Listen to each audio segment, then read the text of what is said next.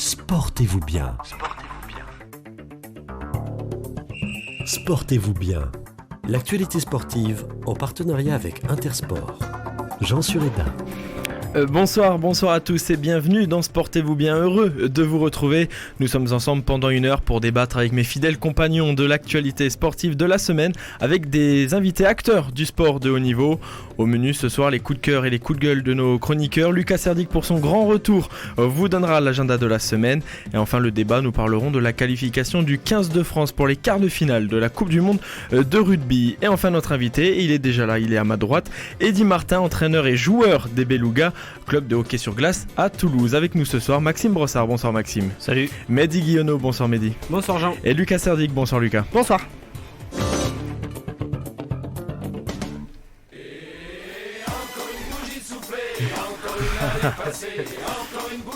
Je suis touché. C'est bon ? Ah, quand même. Attention. C'est le meilleur moment. Magnifique. Merci. Merci. Bon anniversaire Lucas Serdic. Merci. Ouais. Vu ma hâte pour arriver, j'ai laissé le gâteau dans la voiture par contre. C'est vrai. Mais c'est vrai. mais c'est sans blague, ouais. C'est vrai. Je me suis dit que j'allais le renverser si Et je bah pouvais. à la fin. À la pause, faudra aller Oui, le ou à chercher. la pause, oui, à la bien pause, sûr. faudra aller le chercher. Vous voulez que je passe toute l'émission essoufflée en fait, c'est ça. Et bah ouais, une émission sportive. Oui. Je me tourne vers vous. Bonjour Eddy. Bonjour. Vous allez bien en ce lundi. Il y avait un match un peu compliqué ce week-end, on en parlera tout à l'heure, mais bon. Bon, ça va, contre Marseille, on a perdu 5-0, mais je pense que c'est un peu normal. Marseille Division 1 et vous êtes en Division 2, on en parlera Voilà. bien évidemment tout à l'heure. Comment va Maxime Brossard Ça va, impeccable. J'ai fait la sieste, du coup je suis un peu ensuqué là, mais je me réveille doucement. Un peu de gâteau de Lucas et c'est... ensuqué. Ouais, j'espère me réveiller. Faut parler français, monsieur, quand même. On est à Toulouse, je vous rappelle, donc ça va. Chacun son dictionnaire. Mehdi, il est mitigé entre Bayonne qui a gagné et Toulouse qui a perdu. Comment ça va, Mehdi ? Je suis dans le même état que Maxime. Ah, si voilà. ça peut vous situer, on en a discuté juste avant l'émission, on a débattu de la sieste. Voilà. Qui a gagné Hein Qui a gagné pour Qui la a sieste ? gagné Je sais pas. Peut-être Mehdi, parce qu'il s'est réveillé à 18h apparemment. Donc, C'est vrai ? ouais. Ah, À tranquille. 18h ? Ah oui. Eh oui. Je comprends mieux pourquoi il y en a qui arrivent en avance. Hein. Tranquille quoi. Tranquille. Dans 2 secondes, il va nous dire il y en a qui bossent. Il y en a qui bossent. Il y en a Ah qui oui, Il y en bossent. a qui bossent. Vous avez déjà eu vos cadeaux d'anniversaire, Lucas ? J'ai eu un sourire de mon fils. Ah, déjà. C'est le plus beau cadeau, ça. À minuit et demi, moins drôle. Ah oui, ça, c'est pas pareil, ouais. Mais Voilà. Ah, c'est le Ça, premier. c'est incroyable. C'est qu'on le petit Léon, dit bon anniversaire à son papa et monsieur n'est pas content. je suis très content. Qu'est-ce que je viens de dire là? Un Bah, magnifique sourire. à voilà. minuit et demi. À minuit et demi, c'était le premier. Bon, Bravo. fallait qu'il dorme. Oui, Fallait qu'il dorme. j'ai dû le cogner. On va avoir des problèmes. Hein. Oh non. Je me dédouane. C'était la dernière émission de Il a Lucas. bien fait dodo. Merci Lucas pour toutes ces émissions passées avec nous. Le Y a pas de CSA quoi. va arriver. Je vais là. pas tarder à me faire arrêter, mais C'est ça. c'était ma dernière. Il y a Toulouse qui se porte pas bien, il y a Pau aussi qui se porte pas bien. en Bonjour pleine forme, Coraline, bonjour Romain. Bonjour. Vous allez bien? Bon, Ça fait quoi de marquer 3 points à domicile? C'est mieux que zéro. Ah oui, c'est sûr. même Sochaux a mis 4 buts ce week-end. Alors faire moins bien que Sochaux. C'est vrai, ça c'est vraiment une. Faire moins bien, référence, quand même. faire moins bien que Sochaux du foot au rugby, faut quand même avoir Ah, envie quand même. Avoir envie, ouais. Mais bon, on en parlera pas de Sochaux. Si, Si, deuxième de Ligue 2, c'est bien. On peut. C'est bien, on en parlera plus tard. Vous en profitez sur Facebook ouais. déjà, voilà. Profitez-en, Jean. Ouais, J'ai vu que vous avez aimé le... Bien sûr, je soutiens On reste les pauvres et les nécessiteux. Exactement, on reste calme, vous avez vu. On reste calme, ouais. Bon, je vois que vous êtes en forme, on va pouvoir démarrer avec les coups de cœur et les coups de gueule. Sportez-vous bien. Les coups de cœur et les coups de gueule. Chaque semaine, vous nous parlez d'un événement qui vous a marqué, une joie, une déception ou totalement autre chose. Aujourd'hui, il y a 2 coups de cœur et 2 coups de gueule. Alors, il y a juste Mehdi qui en a choisi 2, un coup de cœur et un coup de gueule. Je me tourne vers vous, Mehdi, tout de suite. On va commencer avec un coup de cœur quand même. On démarre bien. On va parler basket, on va parler de l'Asvel. Exactement, on va parler de l'Asvel, puisque l'Asvel a joué son premier match d'Euroleague cette semaine, et faisait 3 ans qu'un club français n'avait pas joué l'Euroleague. L'Euroleague au basket, C'est privé, c'est privé, mais c'est l'équivalent de la Ligue des Champions. Tous les plus grands clubs d'Europe jouent là, tous les plus grands joueurs d'Europe joue là. Il y a même beaucoup d'Argentins, etc., qui étaient en finale du mondial. Exactement, du mondial. Et pour leur premier match, les joueurs de l'ASVEL se sont imposés face à l'Olympiakos, qui a déjà remporté 3 fois la compétition. C'est un mastodonte, quoi. Un mastodonte, 82-63. Alors l'Olympiakos, c'est dans une situation très particulière. Cette année, ils ne jouent que l'Euroleague. Ils sont exclus de leur championnat. C'est vrai ? Exactement, ils sont exclus de leur championnat. En gros, c'est une équipe bis qui joue les matchs de championnat en D2. Et comme c'est une ligue privée, c'est des wildcards. L'ASVEL a reçu une wildcard l'an dernier. Grâce à Tony Parker un petit peu, quand même. C'est ce que j'allais dire, grâce à Tony Parker qui est arrivé il y a 3 ans, qui développe beaucoup le club. Ils ont fait une finale de c'est Magouille et compagnie, quoi. Ils ont fait une finale il y a 2 ans, ils sont champions de France en titre quand même, donc c'est quand même une grosse cylindrée et le budget a augmenté d'année en année. L'Olympique Lyonnais vient de rentrer dans le capital du club. Et qui a viré du coup ? Qui a viré l'Euroleague parce qu'ils prennent la place de quelqu'un forcément, non ? Chaque année il y a des wildcards sur 2 ans. Qui c'est qui est parti ? Je ne sais plus. Ouais, c'est juste une wildcard qui n'a pas été renouvelée. C'est exactement, il y a 2 équipes. Ou alors je ne sais pas s'il n'y a pas un agrandissement de l'Euroleague. Pardon, je pensais pas vous mettre une colle. Non, mais vous me mettez dans la barre, mais je crois qu'on est passé de 16... Il se la pète, c'est son anniversaire. Non, mais c'est ça. Je crois qu'on est passé de 16 à 18 clubs d'ailleurs. Okay. Et c'est pour ça que. L'Euroleague, je crois que c'est plus de 60 matchs dans l'année aussi, donc ça va faire un énorme calendrier avec le championnat. Finalement, tant mieux pour l'Olympiakos que. Exactement. C'est comme s'ils faisaient une saison normale d'il y a une dizaine d'années. Voilà. Oui, donc voilà, tout va bien. Grosse perf de l'ASVEL. Oui, bravo. Alors, je voulais vous demander aussi, j'ai vu qu'Antoine Dio avait signé à l'ASVEL. Oui. Mais c'est quand ? C'est récent ou c'était avant C'était là cet été avec aussi Edwin Jackson qui vient d'arriver. Beaucoup Ils sont allés chercher d'anciens internationaux à grand niveau quand même. Voilà. Et des Américains très solides aussi. C'était pas à Barcelone, Edwin Jackson avant ? Si, il est passé par le Barça et par la Chine aussi plus récemment. Un globetrotter. Exactement. C'est bien. Non, mais les espoirs de l'ASVEL dans cette compétition ? Ne pas finir dernier. À ce point-là. Et dans quelques années, les ambitions, c'est Tony Parker l'a clairement annoncé, c'est d'aller concurrencer les meilleurs et de jouer le Final Four. Mais là, c'est une année de découverte. C'est une année de découverte, il y a pas mal de jeunes joueurs, il y a Théo Malédon dont on a parlé déjà. En fonction de ces résultats, est-ce qu'ils risquent de ne pas être invités l'année prochaine ou est-ce qu'ils vont intégrer je pense que vu comment le projet est parti, dans tous les cas, ils y seront à très long terme. Tony Parker joue énormément sur les décisions. Non, il a arrêté de jouer. Il joue sur les décisions, je parle. C'est lui qui est à la base de tout ça, parce qu'en fait, juste pour vous expliquer très rapidement, la France, en gros, s'est désolidarisée de l'organisme qui tient l'Euroleague. Et donc n'a pas de place via le championnat pour l'Euroleague. Et donc c'était un bazar sans nom. Et Tony Parker, en arrivant, s'est rapproché de l'Euroleague, a dit il faut une équipe française qui joue l'Euroleague. C'est pas possible d'avoir une équipe de pas avoir d'équipe française à ce niveau-là. Et il a monté un peu son projet de son côté, quoi. Il y a le naming aussi de l'équipe. Je sais que ça a fait crier Maxime, mais c'est un peu un passage obligé pour avoir un budget suffisant pour pouvoir se battre avec les meilleurs. Alors on reviendra vers vous tout à l'heure pour un coup de gueule, mais pour le premier coup de gueule de la soirée, je me tourne à ma gauche. On va parler de rugby. On va parler de rugby tout à l'heure dans le débat, mais voilà, on va faire un petit tease entre guillemets avec la Coupe du Monde de rugby. C'est un coup de gueule, Lucas Serdic. Oui, j'étais parti aussi sur un coup de gueule la dernière fois pour la dernière émission, et je repars dessus parce que voilà, je trouve toujours aussi bizarre cette Coupe du Monde de rugby. Je trouve que l'engouement n'y est pas. Alors évidemment, les performances de l'équipe de France jouent, même s'ils gagnent, personne n'est convaincu et personne ne prend de plaisir devant cette équipe et personne ne semble y croire aussi. On est tous là à se dire que dans 2 matchs, de toute façon, ils seront à la maison et c'est tant mieux comme ça. Il y en a même certains qui disent beaucoup à Toulouse, d'ailleurs, vivement qu'ils rentrent parce que le Stade Toulousain va pas bien, ils sont avant-derniers et que le top 14 est complètement faussé à cause de cette Coupe du Monde. Ça fait partie de ces nombreux points que je trouve aberrants et qui me font ne pas aimer cette compétition, en tout cas cette année. Mais en plus de ça, bon, voilà, il y a des matchs qui ne sont pas joués, enfin qui ne sont pas intéressants. L'Afrique du Sud et la Nouvelle-Zélande, après leur premier match, ils doivent se dire maintenant qu'est-ce qu'on fait, quoi. On compte les points, on en met 60 d'un côté, 70 de l'autre, et puis c'est tout, ça s'arrête là. C'est pas très intéressant. La bonne surprise est venue du Japon, mais bon, on attend tous les quarts de finale. En attendant, on s'ennuie un petit peu, et en plus en France, on va pas boire des bières à 9h du matin, donc c'est pas pratique. On s'ennuie franchement dans Maxime, c'est faisable, quoi qu'il arrive avec modération. C'est faisable. À la grande époque, ça m'est arrivé. Demandez à Maxime, c'est faisable. Là, c'est trop tard pour boire une bière pour Maxime. Maxime, je suis couché, là. Comme l'a dit Lucas Serdic, c'est vrai qu'il y a des matchs maintenant sans intérêt. Il faut passer à une Coupe du Monde avec des poules de 4. Il y aura déjà plus de matchs important. Je sais pas, mais c'est la problématique des sports mineurs, on va dire finalement. Vous avez, on va dire, un cercle fermé d'équipes qui dominent la scène internationale. On peut en parler aussi avec le hockey, c'est pareil, quoi. Vous avez les États-Unis, le Canada, la Finlande, la Suède et la Suisse et la Russie. Et c'est à peu près le même nombre que pour le rugby. Il y a 6-7 équipes qui sont fortes, on va dire, et le reste, ils font un peu le nombre, quoi. Et donc forcément, quand on fait des compétitions, ça génère de l'enthousiasme dans les pays où ces sports sont ancrés dans la culture. Et pour les autres, on attend que justement les phases finales commencent pour qu'il y ait un peu d'enjeu, quoi. On parlera de l'équipe de France tout à l'heure, mais c'est vrai qu'on ne sait pas quoi attendre de cette équipe de France. Et même le niveau global, il est vraiment moyen, quoi. On s'ennuie. Je me souviens d'une époque, il n'y a pas si longtemps que ça, 2007, même 2011, où on attendait vraiment avec impatience les matchs de l'équipe de France. Là, je dois dire que si on tombe dessus, on a de la chance presque. C'est pas pareil.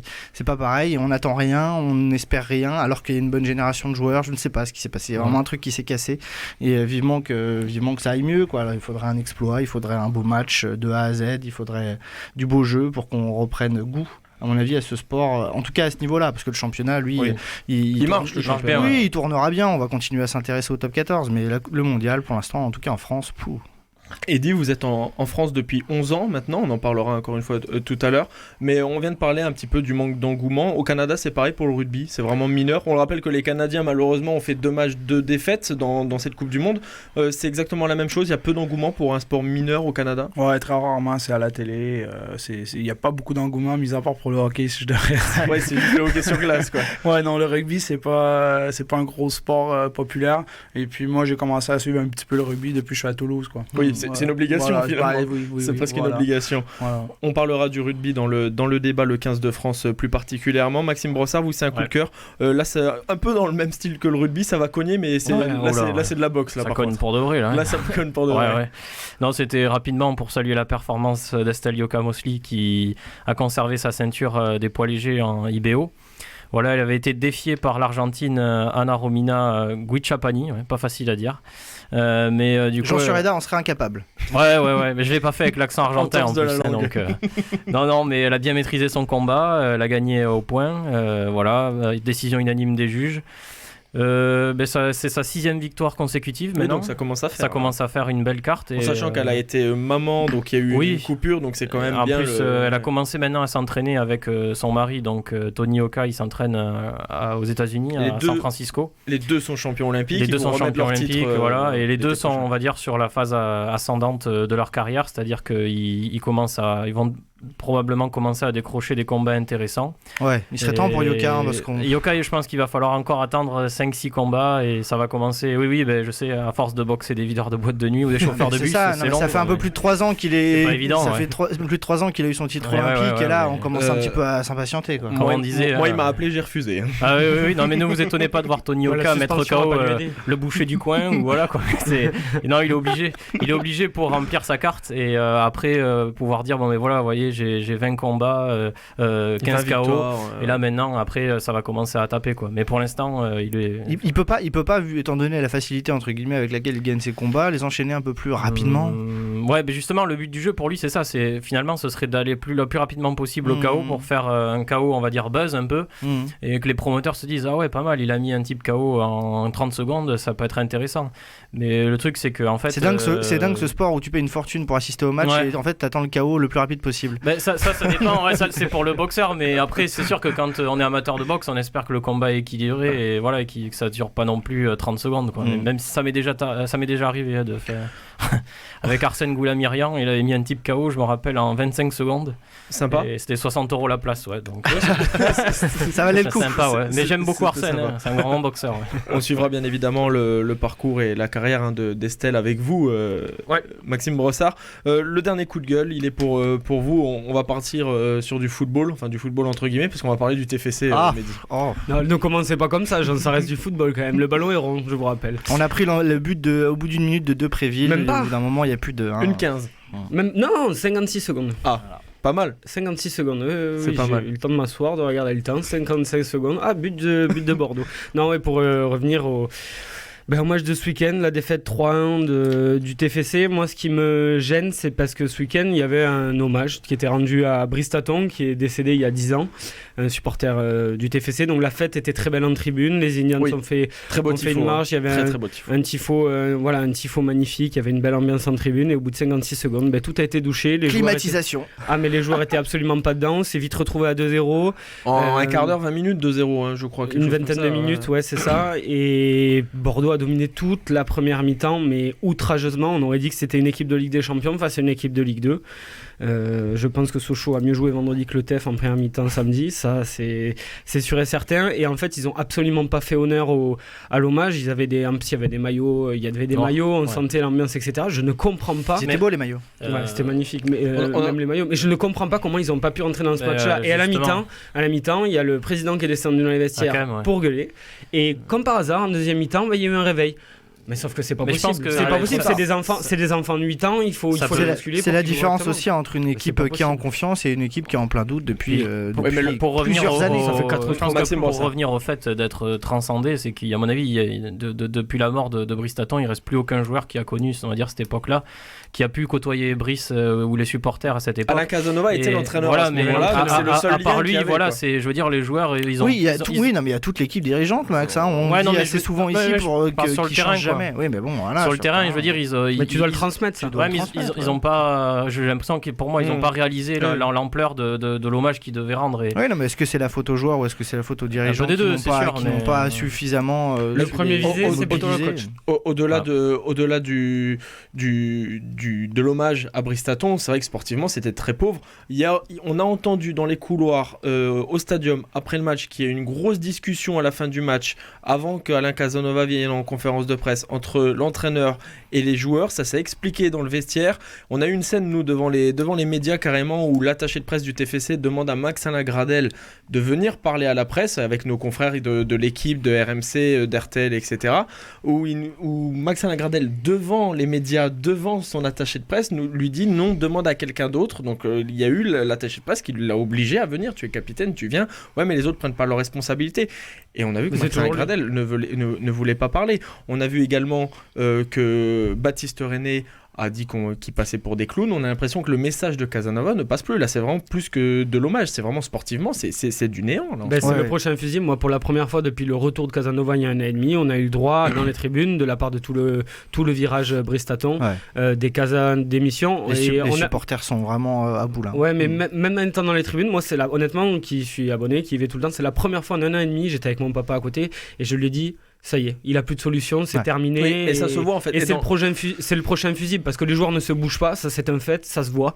Parce que ce qui s'est passé en est la preuve que les joueurs ne se bougent pas non plus et qu'ils ne prennent pas leurs responsabilités. Sauf que le fusible, c'est l'entraîneur. Dans le football, c'est souvent l'entraîneur. Et il va falloir faire quelque chose parce que sinon on va aller jouer contre Sochaux l'année prochaine. Et on le voit dans le discours. Sochaux va peut-être monter, attention. Hein. Non, pas du tout. Ils vont se croiser. Mais exactement, ça serait bien, purée. Voilà. Casanova, on le voit aussi dans son discours qu'il n'y arrive plus. Et pour terminer là-dessus, on le dit souvent ici, on en rigole, etc. Tout le monde commence à le savoir que je suis supporter de Sochaux, mais Sochaux, Nancy, Metz, ce sont des équipes qui frôlaient pendant 4-5 ans le maintien à 2-3 journées de la fin. Au bout d'un moment, ça chute, va pas falloir pleurer, on le dit très souvent. Le TFC est sur un record, à mon avis, de maintien. Je pense que c'est ça. Acquis en tout cas consécutif. Oui, non, mais au bout d'un moment, ça va plonger, ça va lâcher. Et là, dans ce championnat, exactement. Mais on dit chaque année ça. C'est ça qui est incroyable. C'est la vérité, chaque année, on se dit l'effectif toulousain, il est quand même largement meilleur que ce qui. Quand Sochaux est descendu, pareil. Quand Nancy est descendu, pareil.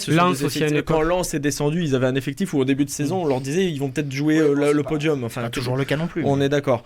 Bon, on suivra bien évidemment les matchs du TFC, trêve international avec l'équipe de France. On en parlera peut-être dans l'agenda. Tu crois peut-être, on sait jamais, avec Lucas Serdic. Nous, on se retrouve dans moins de 4 minutes, justement avec l'agenda de la semaine. À tout de suite. Chouette.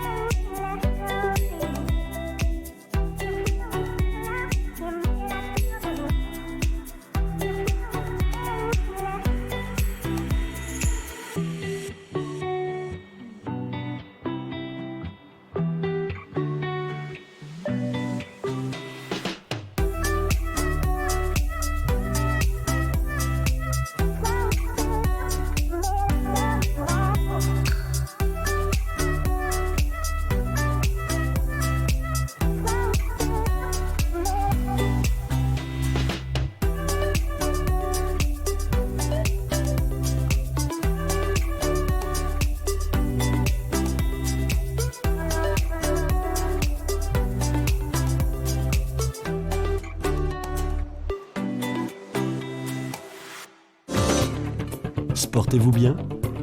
L'agenda sportif.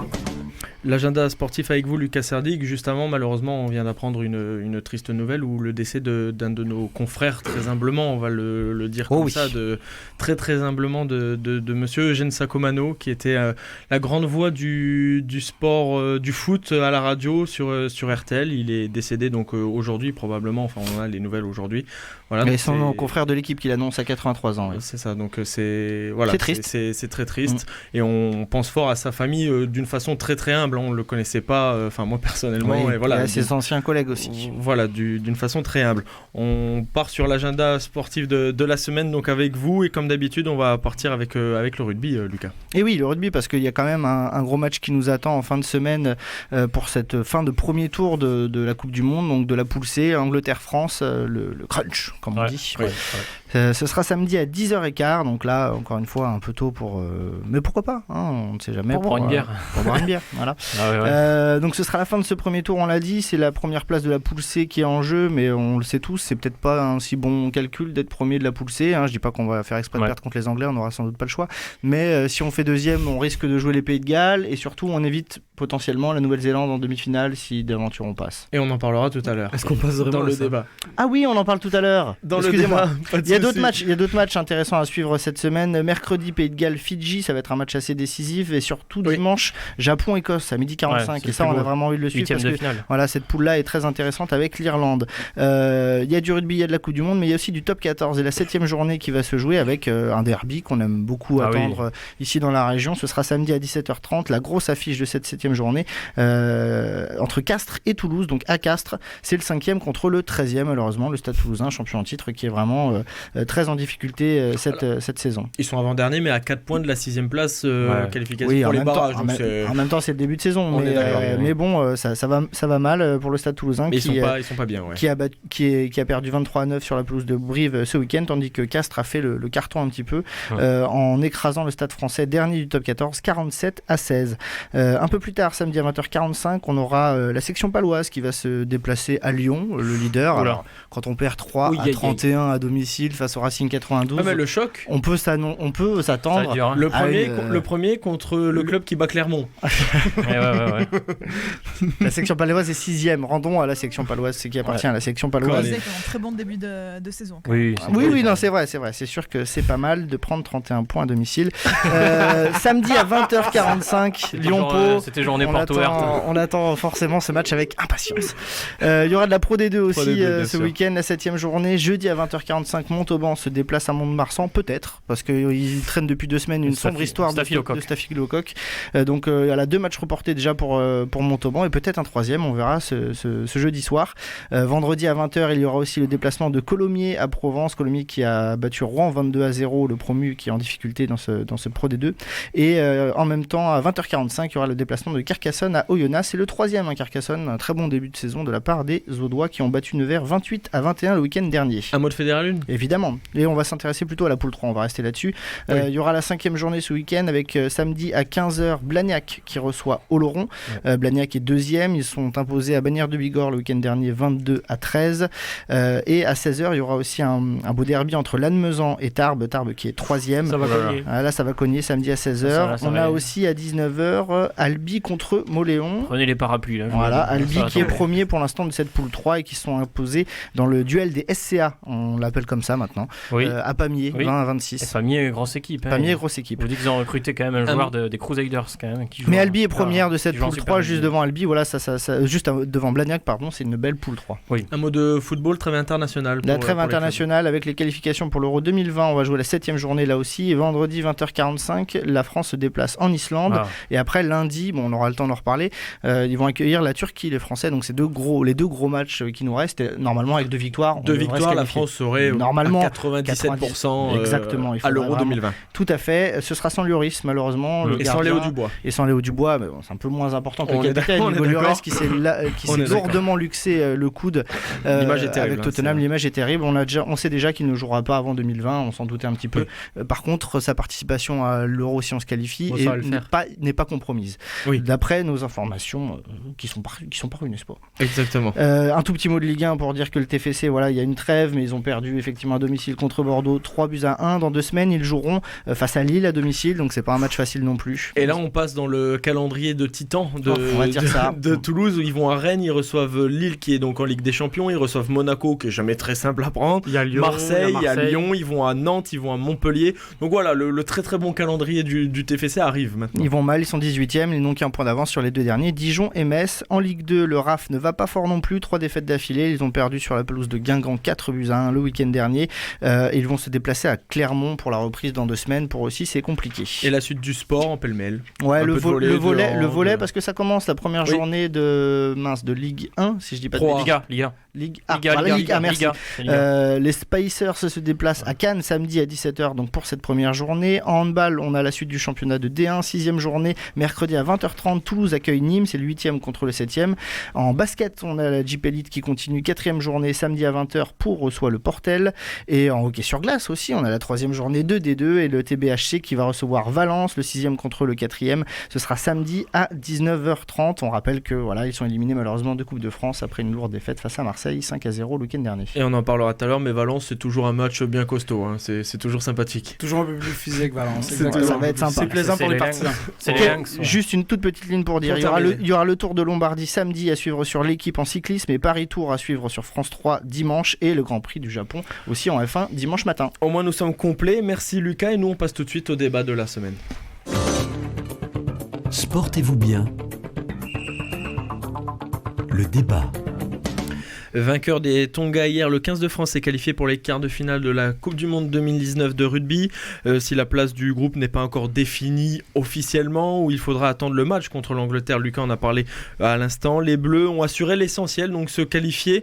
Mais si on ne répond que par oui ou par non et on débat ensuite, les Bleus peuvent-ils faire mieux qu'un quart de finale de Coupe du Monde, Lucas Sardic?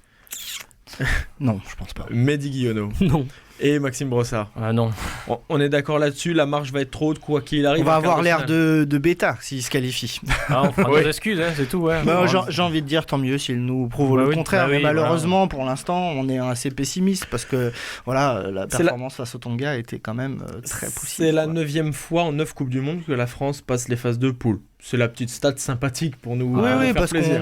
qu'on surfe sur un classement qui nous permet toujours d'avoir au maximum une équipe plus forte que nous sur le papier, en tout cas dans notre poule. Mais si on tombe dans une poule où il y a l'Irlande. Si on a la place de l'Écosse, voilà.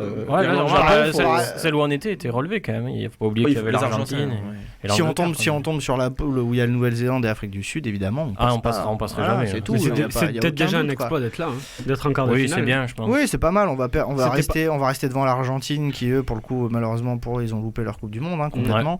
Et c'est déjà pas mal. Mais enfin bon, quand on mène 17-0 face au Tonga et qu'on finit à 23-21, c'est-à-dire qu'on encaisse à 21-6 en un peu plus d'une mi-temps. Surtout contre une équipe aussi faible que les Tonga. Même s'ils ont joué crânement leur chance, ils ont aussi fait beaucoup d'erreurs. Heureusement pour nous. Est-ce véritablement inquiétant ces matchs de poule? Je m'explique, que ce soit pour le football ou le handball qui ont été champions du monde récemment, on parle des sports collectifs bien sûr, ou même un petit peu le volley quand ils ont gagné la Ligue mondiale ou quand ils ont gagné l'Euro, c'était plus ou moins poussif pour les phases de groupe. Là c'est poussif, mais il y a un peu moins de certitude, on est d'accord. C'est vraiment si inquiétant que ça, Maxime Brossard? On perd contre les Tonga, juste excusez-moi Maxime Brossard, en 2011. En 2011 on a la première équipe à se qualifier avec 2 défaites au compteur. On avait la Nouvelle-Zélande. Et effectivement on va en finale, mais enfin mais là c'était cette compétition là de toute façon c'est l'arbre qui cache le déclin. Surtout il y avait les joueurs quoi, il y avait les joueurs qu'il fallait. Quand vous regardez le 15 de départ de 2011 quand même, il y a des grands noms. On avait eu le meilleur joueur du monde à l'époque, c'était Thierry Sautoir. Donc là, on est loin d'avoir le meilleur joueur du monde dans l'équipe. On est plutôt, c'est un peu le fond du fait tout. Donc on fait avec ce qu'on a, quoi. Mais bon. Après, là, cette équipe de France, ce qu'elle a proposé, c'est le discours un peu, c'est un peu un discours du rugby d'antan, quoi. Le rugby rustre, quoi, le combat, l'agressivité, tout ça. Malheureusement, ça marche peut-être en professionnel, en amateur, mais chez les pros, il faut apporter autre chose. Et je pense que là, on verra, mais j'espère qu'on va se tromper, comme on a dit. Mais que ce soit le Pays de Galles ou l'Australie, je ne vois pas pas aller plus loin. Pour revenir Lucas sur Servec. ce que vous disiez, Jean, non, les matchs de poule en rugby, plus que dans les autres sports, ils veulent dire quelque chose. Et la preuve en est avec la Nouvelle-Zélande. La sélection phare du monde, qui est 3 fois championne du monde, n'a jamais perdu un match de poule. Voilà. Ils ont toujours écrasé leurs adversaires en poule. On peut pas dire que gagner 23-21, c'est pareil que gagner 60-0. Non, quand on gagne 60-0, on marque les esprits, on magasine de la confiance, on met en marche quelque chose. Au niveau surtout on construit quoi. Du contenu, c'est-à-dire que quand on a regardé le match de la France contre les Tonga, c'était vraiment pauvre, quoi. Je veux dire, au niveau des intentions de jeu, on n'a pas vu grand-chose, quoi. En fait, le problème, c'est que là, en France, on est tellement omnibilé par la conquête et finalement ce côté, comme je vous dis, le combat, l'agressivité, qu'en fait, on s'est dit, ouais, super, on trouve une équipe qui nous rentre dans la tronche. Alors c'est parfait, on va essayer de faire pareil, on va essayer de leur rentrer dedans. Ils ont souffert, hein, ils l'ont tous dit. On n'a jamais fait un match aussi violent. On est tombé dans leur jeu. Contre les États-Unis, la France a été un peu bousculée aussi physiquement. Parce qu'on est tombé dans le jeu d'une équipe qui met de l'agressivité, alors que nous, il fallait surtout pas faire ça. Et quand est-ce qu'on va se débarrasser de ce syndrome des mains savonneuses, quoi? Moi, j'en peux plus. 14 ans avant. Ouais, non, mais c'est pas possible à ce niveau-là. Enfin, on dirait des fois qu'ils sont terminés. La balle, elle est partie. Ouais, mais les gars, le premier, seuls, la base, quand même, c'est de réceptionner une passe, quoi. C'est l'humidité, je pense, qui joue quand même beaucoup, parce que quand on regarde un peu les autres matchs, il y a quand même beaucoup d'en avant. Même dans des sélections, quand même un peu. Ils se plaignent du ballon, apparemment. Un peu plus. Ouais, il y a le ballon, apparemment, qui. Non, mais ce que je veux dire, c'est qu'en général, de façon générale, ces dernières années, c'est un mal récurrent dans la sélection d'équipe de France. Ah oui, non, faire mais des en avant un nombre incalculable, trop important en tout cas pour une équipe de ce niveau normalement. Mehdi, finalement l'Angleterre arrive au bon moment, prendre un gros test. Alors on l'a dit un petit peu hors antenne, mais je pense que Maxime va le dire là tout à l'heure, ça dépend de l'équipe anglaise qu'on aura en face de nous, mais potentiellement on va prendre un gros match. C'est le test avant un quart de finale, c'est au bon moment? Je sais pas si prendre 40 points dans la tête juste avant un quart de finale, c'est une bonne idée. Ouais. C'est vraiment une bonne nouvelle parce qu'on se dirige quand même vers ça, quoi. Moi, je pense que ça va être la plus grosse défaite de l'histoire du 15 de France contre l'Angleterre dans une phase comme ça du monde. Oui, de la même façon qu'on s'était pris une rouste pas possible en 2015 face aux All Blacks. En quart de finale. Après c'est souvent, ça dépend s'ils veulent jouer ou pas. Voilà. C'est souvent quand on n'en entend rien que l'équipe de France se bouge un petit peu et sort au moins des performances à peu près dignes. Ouais. Notamment face à l'Angleterre, en général, les joueurs n'apprécieraient pas de prendre 30 points. Et justement, à l'inverse, messieurs, justement, si les Anglais, alors on est d'accord, on va être clair là-dessus, les Anglais, que ce soit l'équipe titulaire ou l'équipe entre guillemets remplaçante, nous est largement supérieur.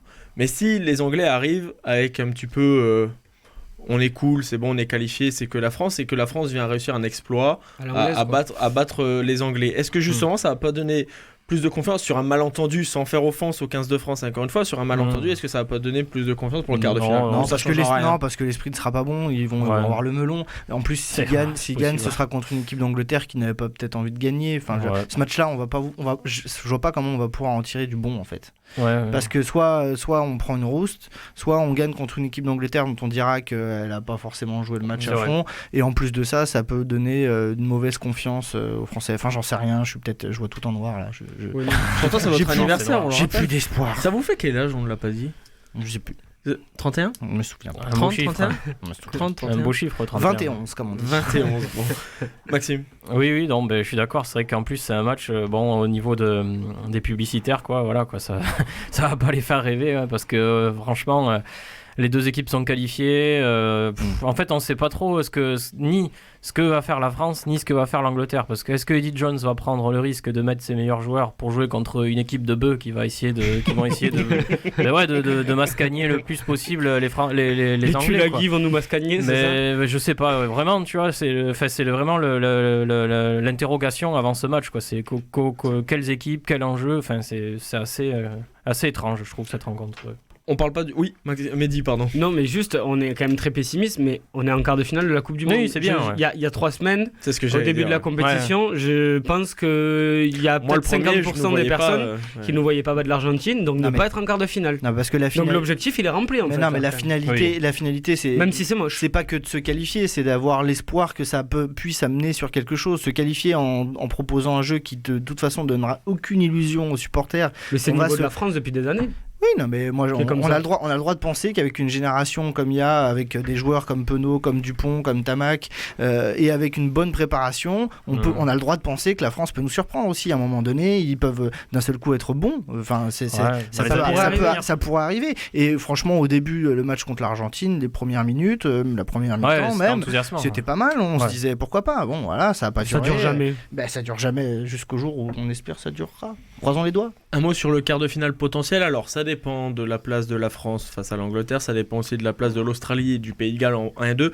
Potentiellement, voilà, c'est ce que je veux dire. Potentiellement, on part sur un France-Pays de Galles. Le mieux, c'est quoi? C'est l'Australie quand même? Vaudrait, je pense, ouais, parce que les Gallois, je les vois quand même très forts, comme je vous disais. Et puis, par rapport à notre style de jeu, il vaut mieux jouer l'Australie, puisque le Pays de Galles, c'est quand même une équipe qui évolue énormément en contre, puisqu'elle base son jeu notamment sur une grosse défense, une grosse solidité défensive. C'est peut-être la meilleure défense du monde. Avec aussi un inconvénient par rapport à nous, c'est que c'est l'équipe, comme je vous le disais, qui est peut-être la mieux préparée physiquement. C'est l'équipe la plus athlétique, à mon avis, avec les All Blacks. Oui, avec les Blacks quand même. Et les Sudaf, non? Ouais, Les Sudaf, mais c'est pas mal aussi. Les Sudaf, ils sont montés sur ressort, les mecs. Le truc, c'est qu'après, comment vous dire, je parle pas au niveau visuel, je veux dire, c'est vraiment en termes de performance. Le Pays de Galles est réputé pour avoir, on va dire, les meilleures installations, les meilleurs préparateurs physiques. Donc c'est ce qui nous fait défaut justement chez nous, où vraiment voilà quoi. Nous au contraire, la préparation physique, c'est un peu voilà, comme on dit, gigot haricot, c'est à l'ancienne quoi, c'est vraiment donc à voir, mais je pense que le mieux ce serait l'Australie, ouais, je pense. Et l'Australie, et vous l'avez un petit peu dit dans l'agenda, ça éviterait aussi la Nouvelle-Zélande potentiellement en demi. Non, justement, c'est l'inverse. Moi, je serais plutôt favorable au second scénario, n'est-ce pas? Qu'on finisse deuxième, que le Pays de Galles finisse premier de leur groupe, donc on joue les Pays de Galles pour deux raisons. On les connaît, puisqu'on les connaît, et je préfère jouer une équipe qu'on connaît. Enfin, on a toujours historiquement mieux réussi contre les nations d'hémisphère nord que d'hémisphère sud, en tout cas en Coupe du Monde. On a quasiment tout le temps perdu. À part les All Blacks en 99, en 2007, j'ai pas souvenir qu'on ait battu une seule fois une équipe de l'hémisphère sud en Coupe du Monde. Bon, bref, on va pas jouer à l'histoire aujourd'hui, et pour la bonne raison aussi que ça veut dire que derrière on jouera le premier de la poule B, je crois. En tout cas celle où il n'y a pas les All Blacks. Oui. Donc la poule B, c'est la deuxième poule B ou premier de la poule A. Voilà, donc, et potentiellement peut-être le Japon ou l'Irlande. Voilà, Japon, Irlande ou Écosse, un de ceux qui finira premier, et je préfère jouer eux que les Blacks en demi, même si encore une fois la demi-finale est quand même très très hypothétique. Pour ces deux raisons-là, moi je vote pour la deuxième place. Et vous, Mehdi? Australie, Pays de Galles? Alors là, peu importe. Je crois que peu importe, dans tous les cas, ça sera. Même les Samoa. Je pense qu'on ne sera pas au niveau, quoi, tout simplement. Je suis désolé, mais j'arrive pas du tout à avoir d'espoir pour cette équipe de France. Il y a un truc qui est encourageant depuis aussi. 7 ou 8 ans. Il y a un truc qui est encourageant aussi face aux Gallois, c'est qu'il faut se rappeler qu'on était l'équipe qui était la plus proche de privée d'un grand chelem. On gagnait à la mi-temps. On gagnait 17-0 à la mi-temps. Oui. On s'est écroulé en deuxième. UG nous a fait la plus grosse cagade de sa carrière, mais franchement, on n'est pas loin de les battre. Bon, voilà. On verra, hein. C'était avant qu'ils enclenchent le rouleau compresseur aussi. Un mot sur l'équipe de France. On parle beaucoup négativement de ce 15 de France, plus ou moins à juste titre, on est d'accord là-dessus. C'est vrai que c'est bien français hein, finalement de dire on va pas y arriver, puis on voit le basket qui a sorti les États-Unis, pas les États-Unis qu'on a connus, mais qui fait l'exploit contre les États-Unis. Le foot, le handball, c'est déjà arrivé, le volley pareil. C'est vrai que c'est bien français finalement de pas les attendre d'être gagnés. C'est pas ça, c'est après, je pense que là, on est très loin. On va passer sur une nouvelle génération en fait, je pense. On va passer sur une génération d'une équipe. Championne du monde des moins de 20 ans, il y a sur les deux dernières années. Oui, voilà, il y a ça, mais en plus, on va quitter un peu la génération des Picamol, Guirado, tout ça, qui, à mon avis, ils en ont plein la tête. Associés à l'échec, tout le temps, à la défaite. Fofana, et je pense que toute cette classe d'âge va disparaître, et puis ça va être un nouvel élan. Et je pense que le rugby français, il a de beaux joueurs devant lui. Vraiment, je pense que. Je pense que ça peut pas être pire. Très prometteur. Par rapport à l'Angleterre en quart de finale et par rapport à l'Australie et le Pays de Galles potentiellement en quart de finale, l'Angleterre en phase de poule et l'Australie et le Pays de Galles en quart de finale, quel est l'atout de l'équipe de France? Est-ce qu'on peut sortir quand même des forces dans ce 15 de France? Oui, le fait que justement ils ont joué déjà des matchs difficiles et qu'ils ont finalement emporté leur match, alors que c'est vrai qu'il y a eu une période pas si lointaine où la France non seulement éprouvait des difficultés, mais en plus ne gagnait pas les matchs. Là, ils les ont gagnés, même si c'était difficilement, même si c'était petitement. C'est toujours ça de prix. Donc il y a une certaine résilience, il y a une certaine habitude de la difficulté, et ça peut leur permettre de soulever des montagnes. Mais pour revenir juste juste sur la génération aussi, on m'expliquera pourquoi on les fait pas jouer un peu plus, quoi. Pourquoi Ouais. Dupont n'a pas joué quasiment pendant 2 matchs, alors que Préservé pour l'Angleterre, peut-être. préservé pour Je sais pas. l'Angleterre. Ouais, c'est- Moi, je sais pas. Il y a des Je- mystères, ouais. Moi, je comprends pas. Si t'as des mecs comme ça, tu Ouais. les fais jouer, tu les fais emmagasiner de l'expérience et tu Mais les, oui, même tu les mets le au centre, le quoi. jeune Girassi, tout ça, ça peut être pas mal de lui faire des matchs. Incompréhensible et- pour moi. Maxime, Le temps de jeu, l'atout quoi. l'atout de ce 15 de France pour terminer là-dessus. Ben, c'est que, comme souvent, la France, on est bon quand on est au pied du mur, quoi. Bon, bah là, on va être excellent, alors. Je pense que ouais, s'il faut, on va recréer l'exploit parce que personne ne nous voit gagner et que c'est souvent comme ça. C'est un peu impensif, quoi. Mais c'est vrai que dans tous les sports, quand personne nous voit gagner, ben, c'est là qu'on gagne. On va Et ressortir après, la moustache alors. Mais parce Ouais, que là ouais. aussi, on a peut-être un ou deux joueurs qui sont capables de nous faire un ou deux exploits. Il suffit que Penon Ouais, fasse ouais. 2 exploits, on mette 2 Penaud essais, on sait pas comment. Penaud Dupont, Ouais, ils peuvent j'allais nous faire dire, gagner des voilà, matchs. ouais. Voilà, Ntamak ne rate pas un coup de pied, et puis voilà, on sait jamais si tous les palettes sont alignés. Raka quoi. dans un bon jour, oui. On suivra les aventures de l'équipe de France, du 15 de France. France-Angleterre, c'est samedi matin. C'est nos Angleterre-France, mais c'est un Angleterre-France. détail. Chez nos confrères de TF1 samedi matin. Et 10h15. Et si la France termine deuxième, potentiellement, ce serait le dimanche 20 octobre, le quart de finale contre donc potentiellement le Pays de Galles. Si on Ouais, se- sauf surprise ce si week-end. on, si on se projette. Merci messieurs et nous on se retrouve là tout de suite avec notre invité de la semaine. Sportez-vous bien. L'invité. Notre invité est un entraîneur-joueur des Belugas, club de hockey sur glace à Toulouse. Eddy Martin a le plus bel accent canadien de la région. Il a pris soin de parquer son char avant de venir au show. On vous avertit, il n'est pas du genre à niaiser avec la PUC. Eddy, bonsoir. Bonsoir, merci de l'invitation. Niaiser avec la puc. C'est Le ça. puck. J'ai un bon accent canadien ou pas? Ça Faut que va. Je travaille encore un peu. Ça va un petit peu, mais ça va. Ça va. Attends, mais il y avait un accent là? Non. J'ai pas entendu d'accent du tout. C'est l'accent franc-comtois, là. Ah, ça va pas du tout, il est trop gentil, Eddy, parce que moi j'ai rien entendu du tout là. Il n'y avait pas d'accent? Vous pouvez le dire. Un petit, non, pas vraiment. Merci. Bon, Un bon, peu vous- d'honnêteté sur ce plateau. Voilà, enfin. Ça fait combien de temps que vous pratiquez le hockey sur glace, vous qui êtes l'entraîneur et le joueur des Belugas? Personnellement, moi, ça fait depuis l'âge de 2-3 ans, en compétition depuis l'âge de 4-5 ans, donc un bon 28-30 ans, quoi. On en parlait là tout à l'heure pendant le débat, ou c'était l'agenda ou le débat, je sais plus, où on disait que voilà, au Canada, c'est pas trop le rugby, c'est le hockey sur glace. C'est un peu comme en Nouvelle-Zélande, où les Néo-Zélandais naissent avec un ballon de rugby. Vous, c'est le hockey sur glace au Canada, Ouais, c'est ça? on a une C'est expression. une obligation finalement. Bah, une obligation, ça je sais pas, mais je sais qu'on a une expression, on apprend à patiner avant de marcher, quoi. Je veux dire, c'est voilà, à 2-3 ans, on apprend à patiner, même si on n'est pas dans la compétition avec les lacs, tout ce qui se passe, les patinoires extérieures, là, comme on peut voir sur les photos ou à la télé. Je veux dire, j'ai plein de potes qui jouent pas en compétition, mais savent prendre une crosse, aller patiner dehors et puis Oui, s'amuser, puis quoi. c'est comme nous, on peut prendre un Prendre ballon, un ballon de foot, et voilà, c'est ça, exactement. et on- Donc, ouais, nous, on va jouer c'est au le foot. hockey, quoi. Voilà.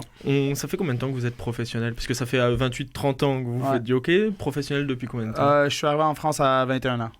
Ça fait Après mon stage junior, donc depuis, je vais avoir 32, donc presque le même âge que Lucas, c'est ça? Ouais, ouais, mais il me bat au hockey, je pense. Ouais, je suis pas sûr, mais enfin, je pense. Hein. Sans risque. Je pense.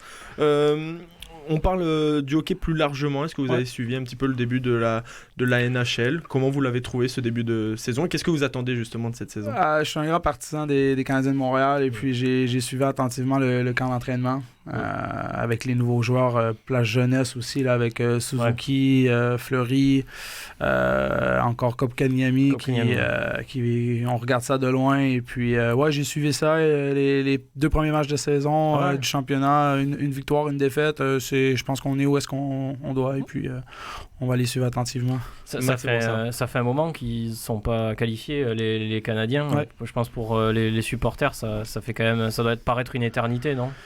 Oui, si, surtout que la demande, c'est de gagner à Montréal. On veut la coupe, on est l'équipe la plus titrée, mais ça fait depuis 93 qu'on n'a pas gagné de coupe. Donc c'est pressant, mais je pense qu'il faut du temps dans la nouvelle Ligue nationale et on va y arriver tranquillement. Il y a le Canada est vice-champion du monde. Il y a la Coupe du monde de hockey sur glace en 2020. Justement, vous êtes en France depuis maintenant 11 ans, c'est bien ça. Ouais. La France a été reléguée. Alors, on va expliquer un petit peu. Vous êtes mieux placé que moi pour expliquer. Il y a plusieurs divisions au niveau international. La France a été reléguée en 2e division. C'est dû à quoi? Sportivement, d'accord, mais plus largement. Sportivement, plus largement, je pense que le hockey sur glace en France reste un sport peu médiatisé. Je pense que c'est comme au foot, au rugby, l'argent reste le nerf de la guerre pour les clubs, pour les petits clubs de D2, D1 et même Magnus. Donc, tant aussi longtemps que voilà, ça va être un sport peu médiatisé, qu'il n'y aura pas beaucoup d'argent dedans, c'est sûr que ça va être dur de faire évoluer le sport, mais il évolue très bien derrière moi. Au Canada, c'est l'inverse. C'est les footballeurs et les rugbyman qui se plaignent de l'argent au hockey sur glace. Voilà, il y a plus d'argent dans le hockey par la force des choses. Maxime Brossard. Je voulais savoir un peu par rapport à la Ligue Magnus, peu quelles étaient finalement les grosses écuries, celles qui avaient le plus de moyens, celles qui... Pour avoir vu personnellement au mois d'avril dernier le fonctionnement du mineur de Grenoble, je pense que c'est très beau ce qu'ils font, très bien. Voilà, ils bénéficient des belles infrastructures et puis quand même un gros budget. Ouais. Et puis je pense que Grenoble, Rouen, Amiens avec son sport-études, je pense qu'il y a des belles équipes, des beaux clubs qui ont des beaux centres de formation, mais c'est pas avec un ou deux clubs, 3 clubs dans la France où est-ce qu'on va réussir à atteindre les grands niveaux internationaux. Depuis les quelques années où vous êtes en France, vous avez senti l'évolution du hockey français? Oui, certainement. Et dans le bon sens? Oui, dans le très bon sens. Je pense que je suis arrivé ici il y a 10-11 ans, j'ai évolué en D1. Et puis, je pense que la D1 d'aujourd'hui, c'est grandement amélioré. C'est que c'est de la D2 d'aujourd'hui, quoi. Je veux dire, à chaque année, ça s'améliore. On le voit avec les transferts. Le budget, quand même, augmente, mais il y a beaucoup de travail à faire. Lucas Serdic. Oui, je me demandais en sport, en France plutôt, il y a effectivement des gros clubs, vous les avez cités, mais pas forcément de grosses villes. Bon, il y a Marseille éventuellement. Qu'est-ce qui se passe? Il y a quand même aussi une histoire. Il y a des clubs plutôt qui sont proches de la montagne, qui sont forts. Exactement. Forcément. Exactement. Je pense qu'il y a des clubs, il ne faut pas oublier Mont-Blanc, Morzine, Annecy, Chamonix. Oui, voilà. Je veux dire, c'est... Pardon? Valence? Valence, un peu moins. Un peu moins, mais je veux dire, ça reste quand même un club historique. Mais ce que je veux dire, c'est des clubs comme Mont-Blanc qui ont évolué X nombre d'années en Magnus. Ça se voit direct quand on affronte des équipes de la montagne. Où est-ce que l'esprit hockey est plus imprégné que certains clubs, je veux pas citer parce que c'est pas mon but, mais je veux dire, ou des villes où il fait chaud et la glace, elles font en 15 minutes. Je veux dire, c'est pas des villes que, voilà, quoi, c'est pas comme le stade, quoi. On veut des noms. Mais dans les Pyrénées, par contre, on n'est pas encore... il y a eu Font-Romeu, je crois. Il y a eu Font-Romeu, oui, sans doute. Ouais, je crois que c'est que du loisir. Il n'y a pas d'infrastructure. Non. Si, justement, moi, je voulais prendre l'exemple d'Anglette et de Bordeaux. Ouais. Les boxeurs de Bordeaux ils étaient montés en Magnus même je crois une année, ils sont maintenus. Justement c'est en termes je prends surtout Bordeaux comme exemple puisque c'est quand même en termes d'agglomération, c'est le même nombre d'habitants que Toulouse. Il y a aussi une équipe de rugby de haut niveau, une équipe de foot de très haut niveau. Et comment ça se fait que le hockey est peut-être plus développé à Bordeaux en fait? Je pense qu'ils ont quand même ils avaient une patinoire qui est assez vieille, mais par contre ils ont une patinoire qui a 3-4 000 de capacité. Je pense qu'elle est rendue en division 1 en Magnus. À Blagnac, on parle de 1200. Donc, on rappelle, c'est Toulouse, mais vous jouez à Blagnac. On joue à Blagnac, la patinoire est plus adaptée pour le hockey sur glace. Je pense que Bordeaux, quand je suis arrivé il y a 11 ans, ils étaient en D1 et c'était vraiment du bas de tableau. On allait jouer là-bas, il y avait 300 personnes. Mériadec, exactement. Et puis, c'est aussi une salle de concert. C'est une salle de concert. Ils ont mis des moyens quand même. Voilà, là il y a une nouvelle salle de concert, je crois, à Bordeaux, donc c'est pour ça que la Magnus bénéficie probablement de la glace plus souvent. Mais tout ça pour dire que le club, il y a eu en 10 ans, ils ont eu un travail énorme au niveau de la communication, au niveau du mineur aussi un petit peu. C'est rendu un sport-études et je pense qu'il y a eu les bonnes personnes aux bons endroits au bon moment et puis ils ont fait que le club a émergé et le club aujourd'hui n'a pas encore fait déposer le bilan, donc je pense que c'est important de le mentionner au hockey sur glace. C'est très bien géré selon moi, il y a les bonnes personnes en place là-bas. Un mot sur le hockey sur glace à Toulouse, sur les Belugas. Vous êtes entraîneur-joueur, c'est pas compliqué ça? Si, c'est compliqué un peu. Ça fait ma 3e année, donc je commence à avoir l'habitude, mais personnellement, le plus compliqué pour moi, c'est d'être à 100% dans les deux tâches. C'est-à-dire de jouer et d'entraîner. Surtout que cette année, on fait un petit peu plus à la formation aux jeunes et tout ça, donc c'est important de bien les encadrer, de bien les suivre et voilà. Donc c'est sûr que c'est difficile de faire les deux, mais je suis à ma 3e année d'expérience et puis je pense que le club, depuis 3 ans, ça va. Maxime Brossard. Je voulais revenir un peu sur ton âge finalement. Tu disais 32. Est-ce que tu te vois encore... Bientôt 32. Bientôt 32. Est-ce que jusqu'à quand tu te vois continuer à jouer? Est-ce que tu vas faire un peu comme Jaromir Jagr ou comme Sorton? Est-ce que tu vas jusqu'à 40 ans ou est-ce que tu penses arrêter bientôt? Je pense d'arrêter bientôt. C'est surtout... Pour se consacrer uniquement au métier d'entraîneur. Ouais, je pense que c'est important pour le club aller dans cette direction, si on veut faire évoluer les choses, si on veut atteindre un jour la D1, je pense qu'il faut un entraîneur à temps plein. Il y a aussi le corps, je te cacherai pas, avec 11 ans et 28 ans de hockey, j'ai eu beaucoup d'opérations, tout ça. Mais j'ai encore la niaque, je peux dire, on évolue en Division 2, donc j'ai encore la chance, je pense, de me faire valoir et je pense pas de jouer la dernière saison de trop encore. Je pense que je suis capable d'apporter beaucoup. Et puis en tant que compétiteur, si je peux aider le club, je vais le faire jusqu'à la dernière minute, quoi. Donc l'entraîneur Eddie Martin est fier du joueur Eddie Martin, finalement. J'essaye. Des fois, je dois être le plus autocritique, quoi. C'est compliqué de se faire entrer en jeu pendant un match, de se faire sortir, de se mettre titulaire, remplaçant.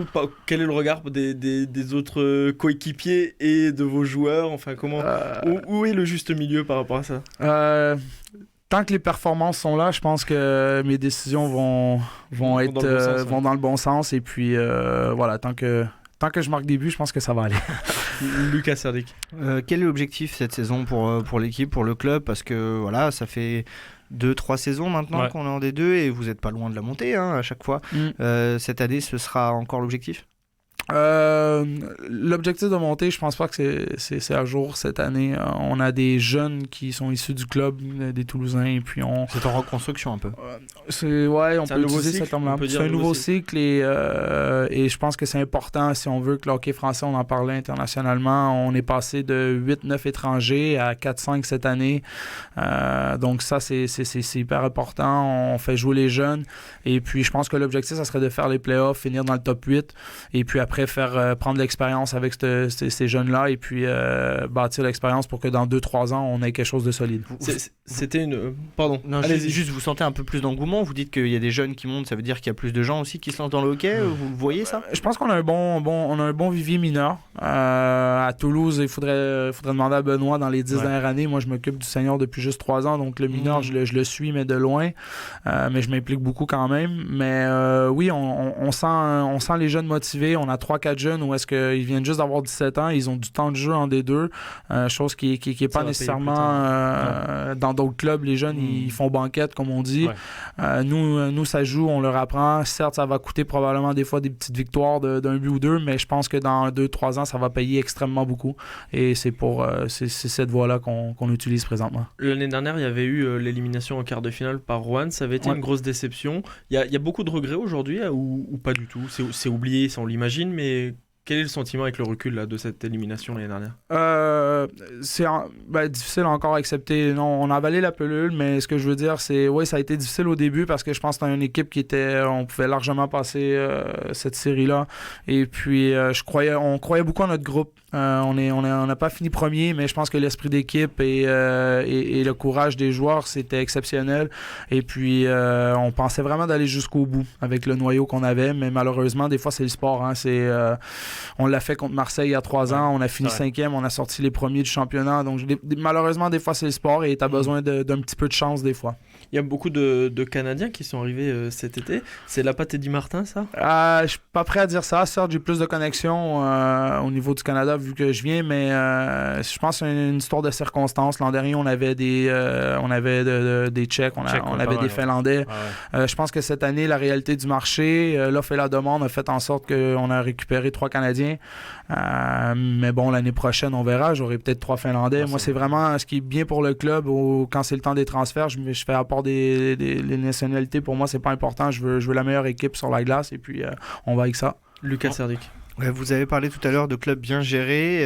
Comment on fait aujourd'hui à Toulouse? Est-ce que les jeunes là, de 17 ans, ils ont déjà un petit salaire? Est-ce que tout le monde vit de hockey dans le groupe pro? Combien ils sont? Voilà, comment vous gérez tout ça? En 30 secondes, si c'est possible. Non, tu vois, dans l'équipe, on a 5 pros. Donc voilà, le reste c'est vraiment du semi-pro. Voilà, les jeunes malheureusement peuvent pas être énumérés. On a trop. C'est une question de contrat, de loi finalement. Non, même pas. C'est juste budgétaire carrément. Vous faites mention de Marseille, là ils ont 1,4 million de budget. Voilà, et nous on a 5 fois moins quoi. Donc voilà. Marseille, vous avez perdu samedi en Coupe de France. On n'en reparle plus. On n'en reparle plus, c'est terminé justement. Là, il nous reste 30 secondes à peu près. On va parler du prochain match Ouais. contre Valence. Comme on l'a dit, c'est le match bien costaud de ce début de saison. Ouais, ben Valence, ça fait des très bons matchs de hockey à l'ancienne un peu. Oui, et oui, puis, je pense que le public aime bien, mais nous aussi, en tant que joueurs, on aime bien ces genres de matchs, ça met de l'émotion. Et je pense qu'on va bien faire. On le redit, c'est samedi, et c'est à quelle heure déjà? Samedi 19h30, patinoire Et Jacques c'est Renaud. combien? 10 balles? C'est rien. C'est pas cher. Bah, pour vous me le dites, vous connaissez l'entraîneur, donc on peut vous arranger. Mais non. Honnêtement, aller voir du hockey, c'est mieux qu'à la télé. C'est un sport beaucoup mieux qu'à la télé. C'est un sport qui est fait pour être vu en C'est bien vrai. meilleur C'est qu'à vrai. la télé. Merci beaucoup, Eddy. Merci à vous. Bon courage Merci à vous. pour la suite de la saison avec les Belugas. Merci à Romain et à Coraline à la réalisation. Merci à vous, messieurs. Nous, c'est déjà terminé. On se retrouve la semaine prochaine. On parlera de France-Turquie, bien évidemment, du match France-Angleterre, de l'équipe de France de rugby. On parlera évidemment de l'actualité sportive. À lundi prochain avec lundi, Sportez-vous bien. À bientôt. Salut.